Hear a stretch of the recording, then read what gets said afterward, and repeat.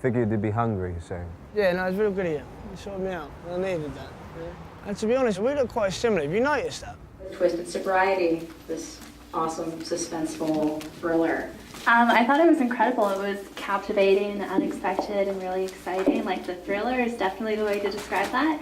I think the only thing is, at the very beginning, when it shows the words at the front, that should maybe be left on a little longer, because I don't think it would look like I didn't have time to read it all the way through. But it was so good. On the one hand, I saw the twist coming, and yet it still worked.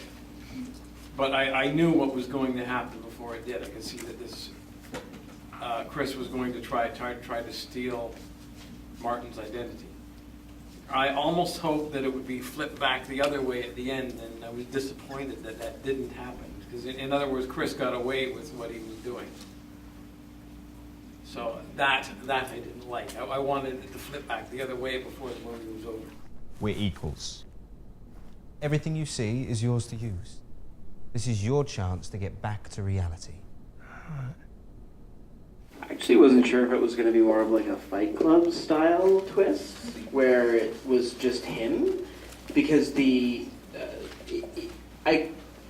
seemed like Martin at the beginning needed something else in his life, like they were setting up that there was some sort of disconnect that he had with the people who were around him, and that maybe reaching out to this person that might have actually been a figment of his imagination. So I wonder if there's like a metaphorical thing that's actually happening here, of like self-destructive impulses that then come around and transform you into an unrecognizable person.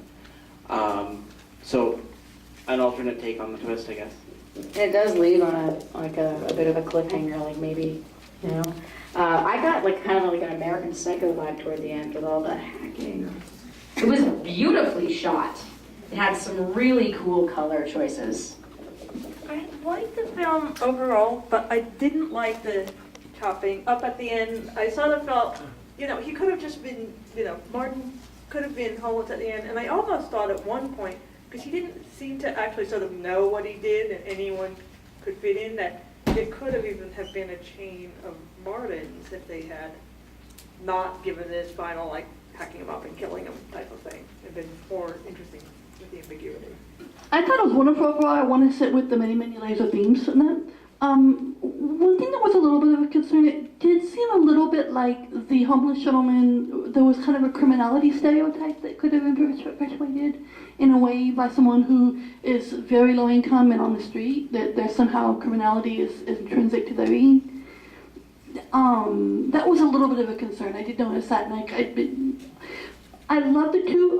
I thought, because there were many layers of themes, but that was a little bit of a, you could look at it that way. I'm not saying that was the perspective, but it's perhaps one perspective of the way you see it. One other thing, what I appreciated is that it didn't do a pornography of horror, meaning I didn't like the violence either at all, but at least they did it respectfully enough to where they didn't show the pornography of blood and all those kinds of horrible things.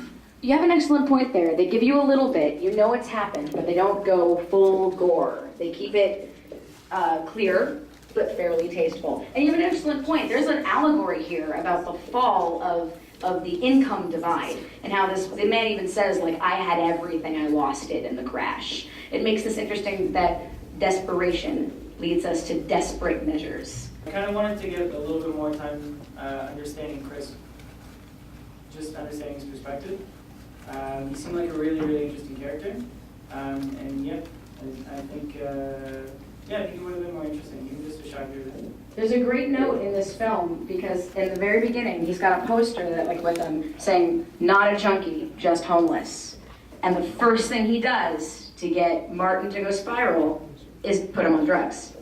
So there's this illusion of criminality, but he's actually twisting everything around. The whole twisted sobriety thing has this interesting angle there.